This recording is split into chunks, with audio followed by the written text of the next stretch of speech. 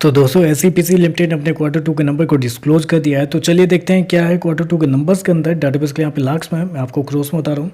पिछले क्वार्टर में कंपनी ने 175 करोड़ के आसपास का रेवेन्यू जनरेट किया था ऑपरेशन को। तो पिछले साल देखें तो 129 करोड़ के आसपास, जबकि अभी देखें तो बढ़ के 170 करोड़ कंपनी का जो रेवेन्यू है वो आपको जाता हुआ देखने को मिला है। तो साल से साल देखें तो साल से साल कंपनी के रेवेन्यू के अंदर तेजी आपको देखने को मिल रही है। लगभग बोल सकते हैं आप 30 से 32% के आसपास का जंप आपको देखने को मिल रहा है। वहीं अगर क्वार्टरली बेस पे जाते हैं तो क्वार्टरली बेस पे कंपनी के रेवेन्यू के अंदर लगभग 3% के आसपास की गिरावट है। तो क्वार्टरली बेस पे देखें तो कंपनी का रेवेन्यू गिरता हुआ देखने को मिल रहा है, जबकि साल से साल एक बड़ी तेजी भी देखने को मिल रही है।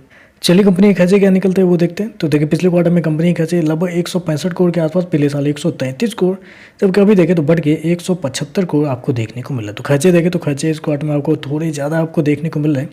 कि मैंने क्या बताया आपको कि साल से साल 30% के आसपास का रेवेन्यू बढ़ा है, लेकिन जब कंपनी के कॉस्ट ऑफ मटेरियल को देखते हैं तो लगभग 40% के आसपास कंपनी का जो कॉस्ट ऑफ मटेरियल जो है वो आपको बढ़ता हुआ देखने को मिलता है, जिसकी वजह से कंपनी जो एक्सपेंस है वो थोड़े से ज़्यादा इस क्वार्टर में आपको देखने को मिल रहे हैं। चलिए प्रॉफिट क्या है वो देखते हैं। पिछले क्वार्टर में 8 करोड़ के आसपास, पिछले साल 5.5 करोड़, जबकि अभी देखें तो गिर के लगभग 2 करोड़ के आसपास आपको देखने को मिल रहा है। तो कंपनी का प्रॉफिट देखें तो साल से साल आपको बहुत कम आपको देखने को मिला, मतलब 50% से ज़्यादा गिरता हुआ देखने को मिला। लगभग 55 से 60% के आसपास की गिरावट है, जबकि क्वार्टरली बेस पे जाते हैं तो यहाँ तो लगभग 70% के आसपास की गिरावट है। तो कंपनी का प्रॉफिट देखें तो एक अच्छे खासे अमाउंट में गिरते हुए देखने को मिला है।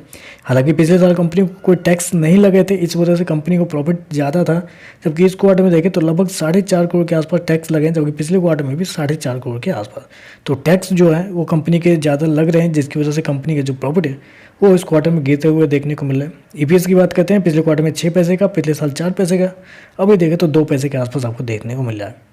तो ओवरऑल अगर देखा जाए तो नंबर आप कह सकते हैं थोड़े से तो कमजोर आपको देखने को मिले, क्योंकि साल से साल देखें तो कंपनी का रेवेन्यू बढ़ा है, लेकिन उसके बावजूद देखें तो कंपनी के प्रॉफिट के अंदर एक बड़ी गिरावट आपको देखने को मिला है। क्वार्टरली बेस पे कंपनी का रेवेन्यू प्रॉफिट दोनों आपको गिरता हुआ देखने को मिल रहा है। तो चलिए बस आज के लिए बस इतना ही। वीडियो पसंद आए तो लाइक कीजिएगा, साथ में साथ चैनल को सब्सक्राइब जो कीजिएगा। धन्यवाद।